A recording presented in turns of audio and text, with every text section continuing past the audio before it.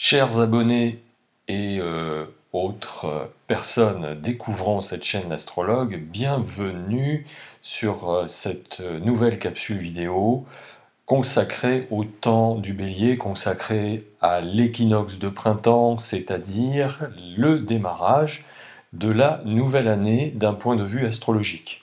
C'est le cycle annuel, naturel, aligné sur les lois saisonnales de notre planète, et également de notre système solaire, et également encore plus loin de notre galaxie, de notre univers, etc. Donc nous sommes là le 20 mars, 21 mars, dans la nouvelle année. C'est pas le 1er janvier, d'un point de vue astrologique, c'est au moment de cet équinoxe de printemps que nous démarrons un nouveau cycle annuel jusqu'au printemps prochain. Je dirais que 2023 commence véritablement maintenant, au moment de cette saison Bélier, marquée par cette nouvelle lune que nous voyons ici, nouvelle lune donc du 21 mars, qui marque donc l'entrée dans le Bélier. Alors, ce qui est exceptionnel cette année, je vous le dis, nous avons vraiment une situation très rare, très exceptionnelle, c'est que d'abord, premièrement, donc, nous entrons dans le signe du Bélier, donc dans l'équinoxe de printemps, donc dans la nouvelle année astrologique, avec le soleil donc à 0 degré du Bélier, là vous voyez c'est 0 degré 50, et en même temps, ce jour-là, nous avons une nouvelle lune. On aurait pu avoir l'entrée du soleil dans le Bélier, sans pour autant avoir une nouvelle lune. Donc nous avons un double effet qui se coule, si je puis dire, Bélier, à savoir l'impulsion de démarrage Bélier, la mise en route, la mise en action, la puissance de feu d'exister, c'est le désir, c'est la libido, c'est l'impulsion vitale, donc la puissance, la volonté de puissance d'être, vaille que vaille, contre tout phénomène qui pourrait résister à cette puissance d'action, de mise en route de la vie, de l'accouchement de la vie. Donc nous avons, vous voyez, ce moment qui est assez important et qui est vraiment, je dirais, qui amplifie ce phénomène de Bélier. Alors, non seulement nous avons cela, mais en plus, donc, je rappelle que le signe du Bélier est gouverné par deux planètes, Pluton et Mars. Donc, il faut surveiller, bien sûr, l'énergie et les aspects que font ces planètes avec les autres et peut-être entre elles-mêmes. Et alors, qu'est-ce qu'on constate au moment de cette nouvelle lune? Eh bien, on constate que donc cette nouvelle lune et le démarrage donc de ce cycle Bélier fait carré à son maître Mars. Par contre, il fait sextile à son autre gouverneur Pluton.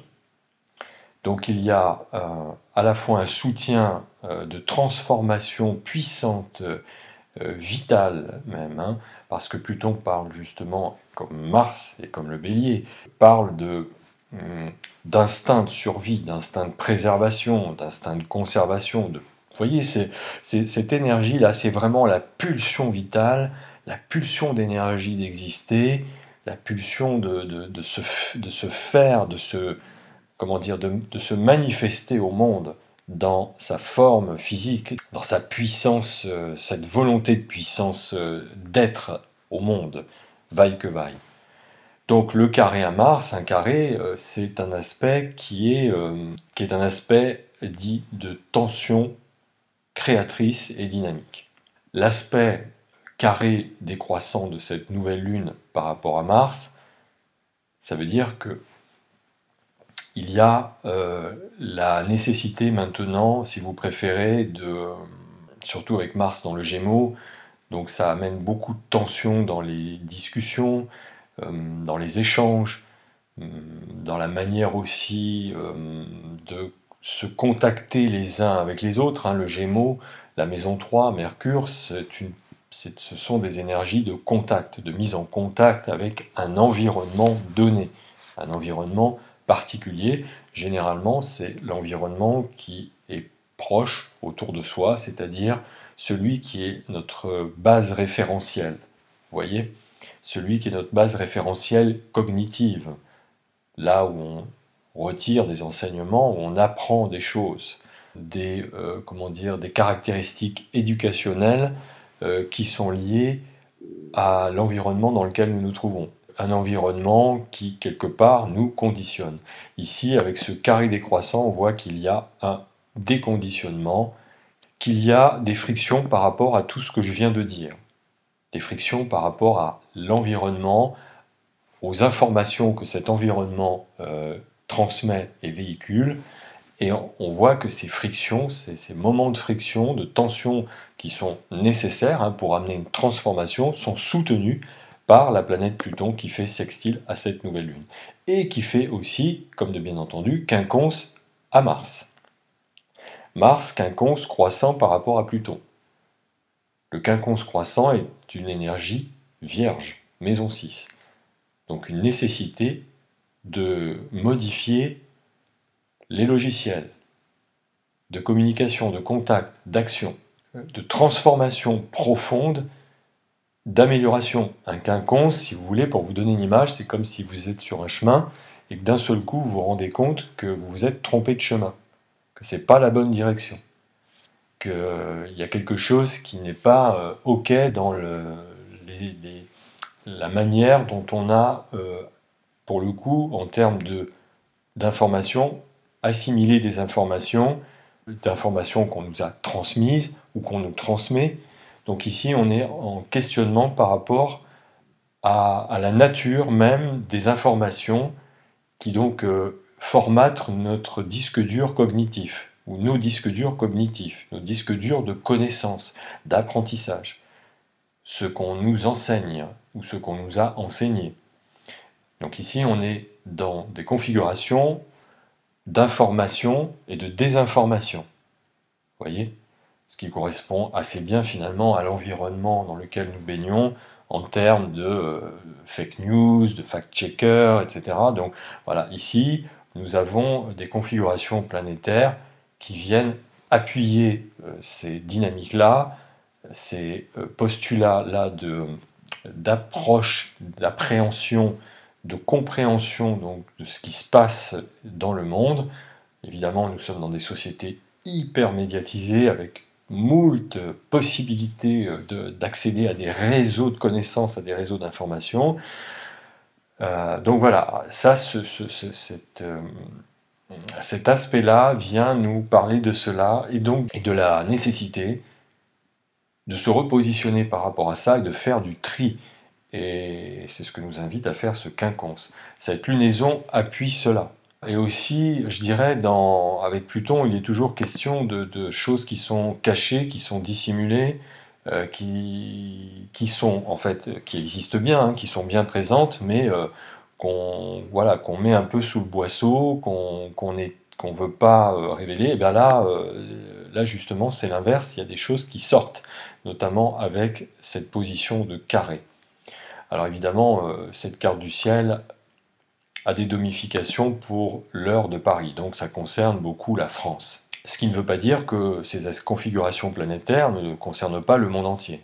Si on ne met pas, je dirais, de domification, c'est-à-dire de lieu précis, on n'a pas de maison, donc, mais on a quand même la position des planètes qui parlent. On a quand même le carré, bien sûr, pour le monde entier, de cette lunaison à son maître Mars, et le sextile. Alors donc, évidemment, par rapport à la France, on suit l'actualité. C'est vrai que voilà, ces derniers jours, on voit que c'est très tendu, c'est très chaud.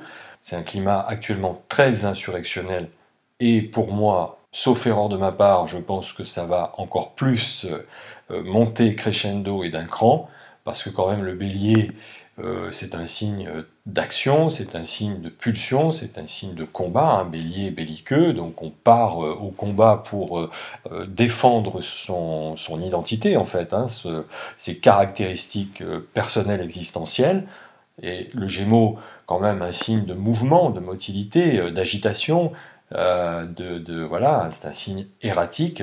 On imagine bien que par rapport à tout ce qui se passe là, actuellement, on n'en a pas fini, Alors il y a quelque chose qui fait qu'avec le bélier, vous voyez, c'est un petit peu aussi l'instrument qui permettait d'enfoncer les portes des forteresses. Donc il y a ici quand même une caractéristique à vouloir passer en force. Donc passer en force d'un côté des autorités de pouvoir avec cette réforme des retraites et la sortie du 49.3. Et de l'autre côté, les personnes qui sont concernées par ces réformes et qui ne sont pas d'accord et qui elles-mêmes vont continuer à passer en force. Et je dirais que là, maintenant, avec ces configurations astrales actuelles, je peux vous dire qu'à un moment donné, les manifestations, les revendications, les pancartes, qui pour l'instant sont assez gentilles, pourrait bien tourner en coup de poing. C'est-à-dire ce que nous disent ces configurations astrales, c'est que, avec surtout Mars en Gémeaux, bon, bah, c'est bien gentil de blablater, de parler, évidemment d'avoir des arguments, des contre-arguments, mais face à je dirais, des personnes qui font la sourde oreille et qui s'obstinent absolument à ne pas vouloir entendre et à ne pas vouloir chercher aussi comment dire, des concordances, des compromis, vous voyez, d'essayer d'accepter la discussion, d'accepter le débat. Et que le débat forcément amène des points de vue contradictoires, mais c'est intéressant les points de vue contradictoires, parce que de ces contradictions naissent souvent des options auxquelles ni un camp ni l'autre n'avait pensé. En tout cas, si cette option-là n'est pas mise en œuvre, s'il n'y a pas de discussion possible, alors effectivement, et à mon avis c'est ce qui va être le cas, il va y avoir de la casse. De toute façon, bon, pour toutes les personnes qui suivent mes développements astrologiques depuis 3 ans, je n'arrête pas de le répéter, donc il n'y a pas de surprise à avoir, moi je ne suis pas surpris en tant qu'astrologue, je le dis depuis près de 3 ans, nous sommes dans un climat révolutionnaire, un changement total de paradigme au niveau du monde, nos civilisations, nos sociétés sont amenées à se décomposer, à, comment dire, décliner, à se diluer, à se dissoudre. En tout cas, certains aspects de ces sociétés, de nos sociétés, doivent se dissoudre, s'arrêter, pour permettre la transformation, la transmutation, hein, nous sommes dans une période alchimique, la transmutation vers d'autres sociétés, d'autres mondes. Voilà. Après, reste à définir, et ça, c'est aussi la caractéristique de cette lunaison et de cette énergie bélier et de ce qui se met en route là, en démarrage, je dis, hein, c'est un point de démarrage, hein. On n'a pas encore l'aboutissement là, c'est le point de démarrage de ces frictions.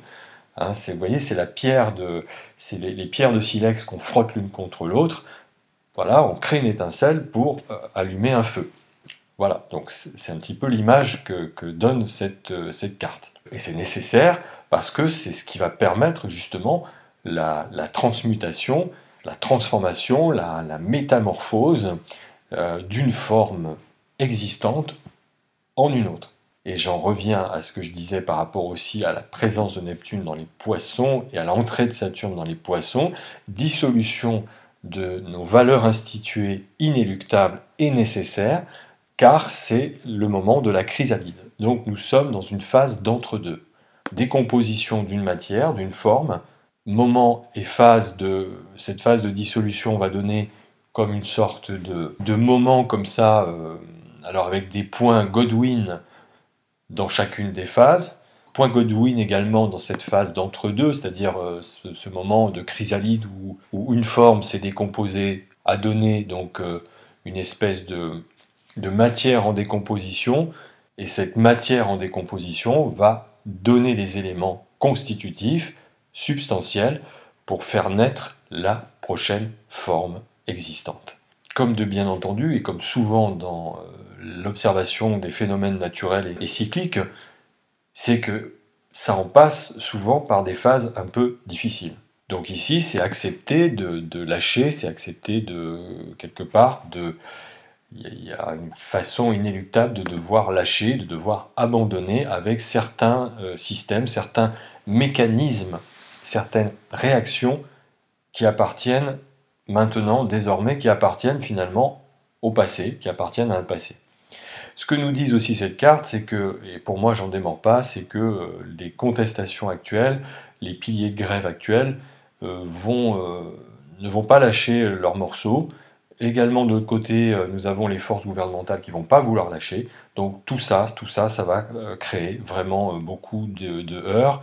Et je pense même à des mouvements assez violents, assez radicaux, qui pourraient amener vraiment voilà, à une révolution. N'oublions pas que cette lunaison, vous voyez, hein, on est aux portes là, cette lunaison, cette nouvelle lune de démarrage Bélier, donc Pluton-Mars, s'active au moment où Pluton rentre dans le signe du Verseau. Pluton rentre dans le Verseau le 23 mars, c'est-à-dire 2 jours après. Et pourquoi je dis que cette lunaison est tout à fait exceptionnelle? Parce que nous allons avoir 3 cycles de lunaison dans le même signe. Et ça n'arrive quasiment jamais. Pourquoi ça se produit? Eh bien parce que la nouvelle lune se passe à l'entrée du signe du Bélier, à 0 degré et 50 minutes, c'est au tout début du signe. Nous allons avoir la pleine lune le 6 avril, qui se fera d'ailleurs en conjonction à Jupiter dans le Bélier, donc une force de déploiement absolument considérable de cette énergie Bélier, de cette énergie de friction, de cette énergie de combat, de lutte, déterminée avec âpreté, défense vraiment puissante, des convictions des uns et des autres. Donc là, on est vraiment dans le combat. Et puis on aura la prochaine nouvelle lune, le 20 avril, qui se fera encore dans le Bélier. Donc on va avoir 3 lunaisons. Nouvelle lune dans le Bélier, pleine lune dans le Bélier, et renouvelle lune à la fin du Bélier à 29 degrés 50 et quelques minutes, c'est-à-dire dans une position anarétique. J'avais déjà explicité ce que c'était que la position anarétique dans une configuration astrale. C'est un moment très puissant et aussi hein, de décomposition. On est dans une phase poisson du signe, donc une nouvelle lune encore Bélier, et cette nouvelle lune, mais j'aurai l'occasion d'y revenir à ce moment-là, sera à ce moment-là carrée encore une fois à un de ses maîtres, c'est-à-dire Pluton.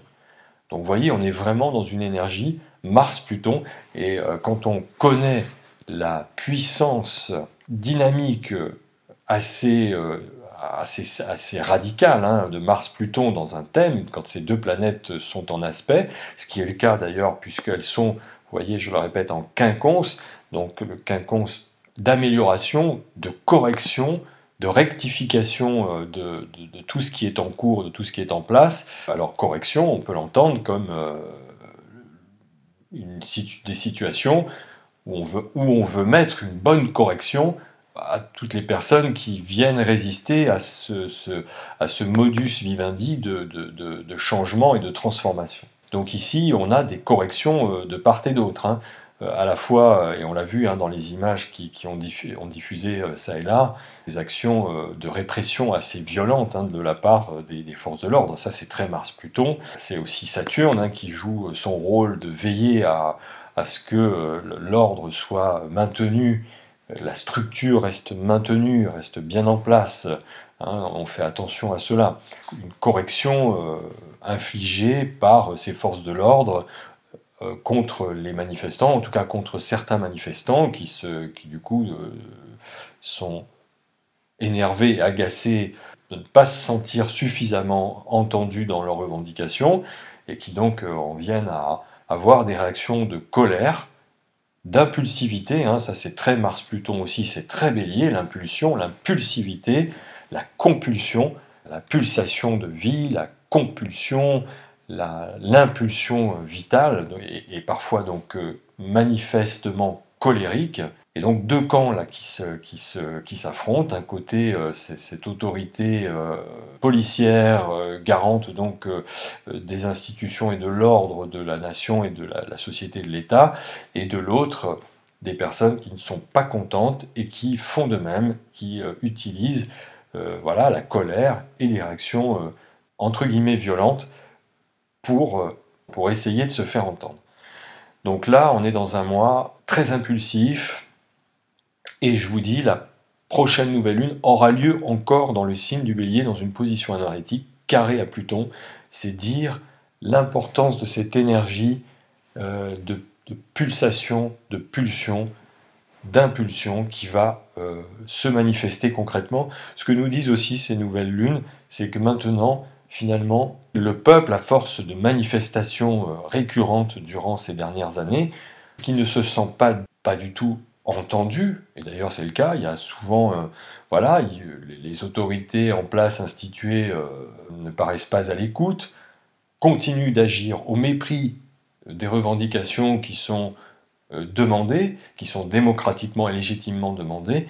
Bon, là maintenant, voilà, Mars, Pluton, l'énergie bélier, c'est fini. Ces manifestations vont utiliser le coup de poing, hein. Voilà, maintenant on va taper du poing sur la table, on va utiliser des manières très fortes, très radicales, un bras de fer, vraiment un coup de poing, hein. On va utiliser le coup de poing. Donc le coup de poing, c'est les coups, voilà, les coups risquent de pleuvoir de part et d'autre, et on risque d'avoir, je vous le dis, un effondrement constitutionnel, un effondrement institutionnel par rapport à cette situation. Encore une fois, il n'y a pas de surprise, c'est quelque chose que j'ai annoncé ça depuis un moment. Bien sûr, je ne suis pas non plus prophète et je ne suis pas détenteur de mes connaissances en ce qui concerne le futur, évidemment. Toutefois, voilà, ça ne me semblerait pas surprenant que tout ceci s'effondre, s'écroule, et je dirais entraîne en cascade d'ailleurs d'autres effondrements au niveau européen. En plus, si vous voulez, de révélations qui risquent également de pleuvoir, puisque je vous l'ai dit, hein, ici on a des aspects de configuration, de communication, de révélation, voilà, d'informations qui ont été plus ou moins dissimulées jusqu'à présent. Nous verrons bien de quel genre d'informations il s'agit. Avec Pluton, il est toujours question voilà, de choses un peu dissimulées, cachées, corrompues ou corruptibles. Et nous avons ici des aspects qui sont des aspects d'incorruptibles. Donc ici, là, c'est le moment où les personnes, où les incorruptibles vont faire du ménage dans, justement des ambiances comme ça, un peu des aspects de choses malhonnêtes, malveillantes. Donc voilà mes amis ce que je peux dire par rapport à cette lunaison. Et attention, ça concerne le démarrage de l'année, donc ça veut dire que ça va déterminer l'ambiance de l'année 2023. Donc une année 2023 chaud patate, hein. Pour moi là on va plus... je serais surpris quand même que cette année 2023 reste molle, hein, en termes de revendications, en termes de manifestations, en termes de lutte de pouvoir. Là, j'ai parlé beaucoup pour la France, parce que c'est la carte qui concerne la France, mais ça concerne, bien sûr, le monde entier. Et forcément, ça va faire aussi jaillir des personnes qui sont déjà existantes, qui sont déjà là, bien sûr, et qui vont, je dirais, remettre les pendules à l'heure. Ici, c'est ça, c'est une remise à l'heure des pendules. C'est remettre la vérité au centre des débats et au centre des discussions. En tout cas, une tentative de remettre la vérité. Alors, vous allez me dire, la vérité, elle est subjective, ça c'est certain. Elle est très relative par rapport à des circonstances, par rapport à des personnes, par rapport à des concepts, par rapport donc justement à des connaissances acquises. Mais tout ça est bousculé, tout ça est bouleversé. Nous sommes dans des configurations inconventionnelles. Mais c'est nécessaire pour faire avancer le schmilblick à tous les étages de la fusée sociétale. Parce que, évidemment, ce qui est conventionnel un jour, du fait d'avoir des personnes qui sont pionnières, parce que le bélier c'est une énergie pionnière, de personnes qui sont pionnières dans leur démarche et dans leur domaine de prédilection, forcément elles remettent en question ce qui a été établi jusqu'à présent. Donc ici on est dans des attitudes inconventionnelles, mais inconventionnelles par rapport à des paradigmes, par rapport à des systèmes établis. Mais c'est nécessaire pour faire avancer les choses. Quand, par exemple, Einstein découvre la théorie de la relativité, au départ, ça part d'une intuition, ça part d'une inspiration. Il sent qu'il y a quelque chose à faire, donc il chemine vers cela. Et en faisant cette découverte, je dirais qu'il bouscule complètement les échelles conventionnelles de la science à ce moment-là.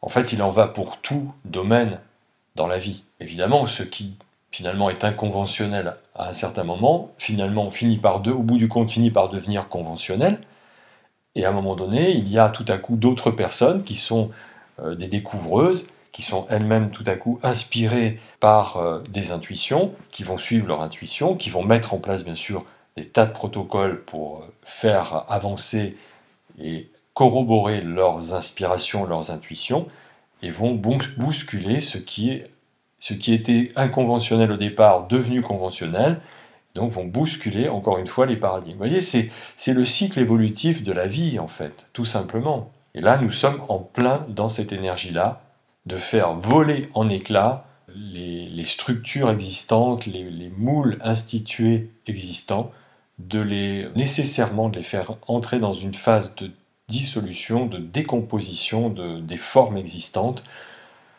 pour permettre à d'autres choses de prendre la place.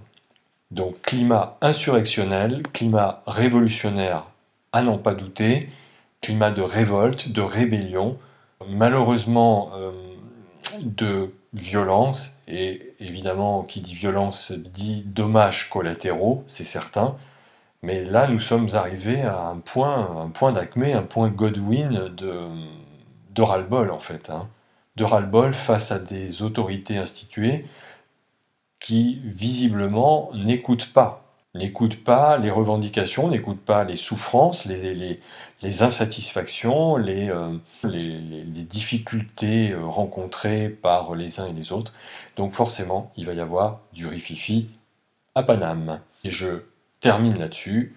C'est ce qui va donc donner, puisque nous sommes au début de l'année, dans l'énergie Bélier, dans l'énergie de démarrage, d'impulsion, c'est ce qui va marquer l'année 2023, et peut-être même au-delà de l'année 2023, mais on va rester pour l'instant focus sur l'année 2023, mais au-delà de l'année 2023, donc vraiment quelque chose donc une ambiance particulièrement là maintenant tendue, et je le dis, cette fois-ci, en fait, les vieilles méthodes de manifestation où avant les pouvoirs institués entendaient la rue, et là maintenant ça ne fonctionne plus, donc il va falloir trouver d'autres choses, et cette autre chose, bah voilà, hein, ça va être le bras de fer, ça va être le coup de poing, vraiment, hein, le coup de poing, hein, ça va être physique, parce que Mars, le bélier, ce sont des énergies physiques. Donc ici on est dans du physique, hein, il y a de la confrontation physique. Voilà ce que je pouvais dire sur cette nouvelle lune et sur ce climat bélier, particulièrement chaud, particulièrement tendu, particulièrement, on va dire, entre guillemets, agressif. Donc pour tout vous dire et ne rien vous cacher, les auspices 2023 qui démarrent avec cet équinoxe vont être particulièrement punchy. C'est le temps venu de la fronde, des frondes populaires. Je termine cette capsule vidéo là-dessus. Je vous souhaite une bonne nouvelle lune et beaucoup d'énergie pour traverser ces moments. Je vous dis à très bientôt. On se retrouve, voilà, j'avais donc dit que je ne faisais plus trop de vidéos sur les lunaisons, sauf cas exceptionnels. Et là, nous sommes dans une circonstance exceptionnelle, avec ces 3 lunaisons bélier. Donc je reviendrai faire un focus sur cette lunaison au moment de la pleine lune, le 6 avril, et évidemment le 20 avril, au moment de la prochaine nouvelle lune. Donc ça va être vraiment incroyable, assez exceptionnel dans la manière de vivre les choses. Encore une fois, c'est un point de démarrage, hein, donc c'est pas forcément à ce moment-là qu'on va en voir le résultat. Mais par contre, c'est sûr que ça va faire boum, hein. Je vous dis à très bientôt, je vous embrasse, prenez soin de vous, passez une belle journée, bye bye.